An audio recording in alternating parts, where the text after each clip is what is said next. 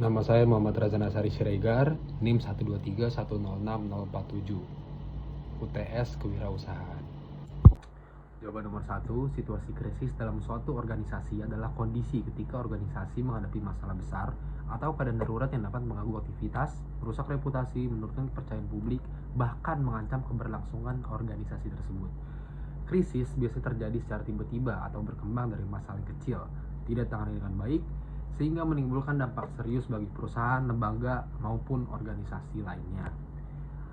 Jawaban nomor 2, komunikasi krisis adalah proses penyampaian informasi yang dilakukan oleh organisasi atau perusahaan saat menghadapi situasi krisis tertentu, dengan tujuan mengurangi dampak negatif, menjaga kepercayaan publik, serta membantu menyelesaikan masalah secara cepat dan tepat.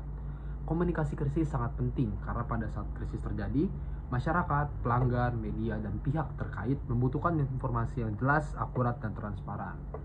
Nah, untuk jawaban nomor 3, dalam kasus ini, Coinworks menghadapi dugaan manipulasi kredit senilai 600 miliar rupiah yang melibatkan petinggi perusahaan serta kerugian nasabah akibat janji pengembalian dana dan bunga tertentu.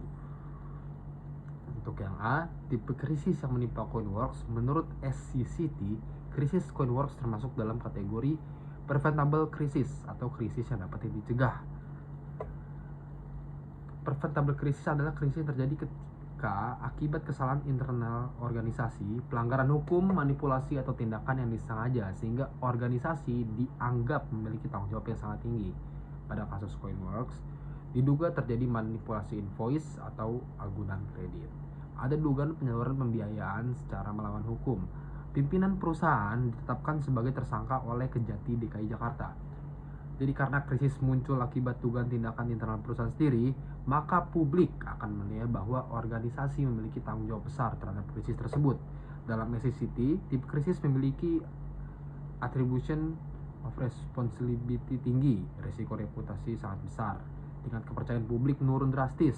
Selain itu, kasus ini juga dapat dikategorikan sebagai organisasional misdeed karena terdapat dugaan pelanggaran etika dan hukum oleh manajemen perusahaan.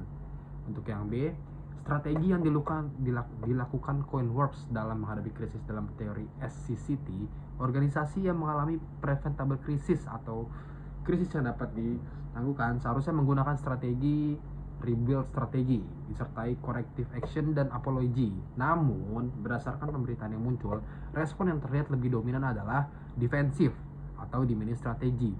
Coinworks cenderung belum memberikan komunikasi publik yang sangat agresif atau terbuka di awal kasus. Penanganan lebih banyak muncul dari pihak regulator dan aparat hukum dibandingkan perusahaan sendiri. Strategi ini terlihat dari minimnya klarifikasi detail kepada publik, fokus pada proses hukum, dan belum adanya pemulihan reputasi secara menyeluruh. Dalam SCCT, strategi seperti ini biasanya kurang efektif untuk preventable crisis karena publik menganggap perusahaan bertanggung jawab penuh.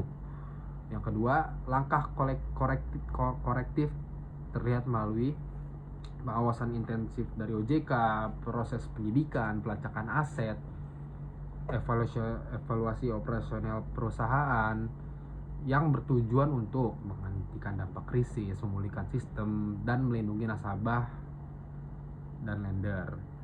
Yang ketiga, rebuild strategi yang seharusnya dilakukan dalam perspektif SCCT. Strategi paling tepat untuk Coinworks adalah meminta maaf secara terbuka, transparansi kepada nasabah, memberikan kompensasi, menjelaskan langkah pemulihan, memperbaiki tata kelola perusahaan, membangun ulang kepercayaan publik karena pada preventable crisis, publik mengharapkan organisasi mengakui kesalahan, bertanggung jawab, dan memberikan solusi yang nyata.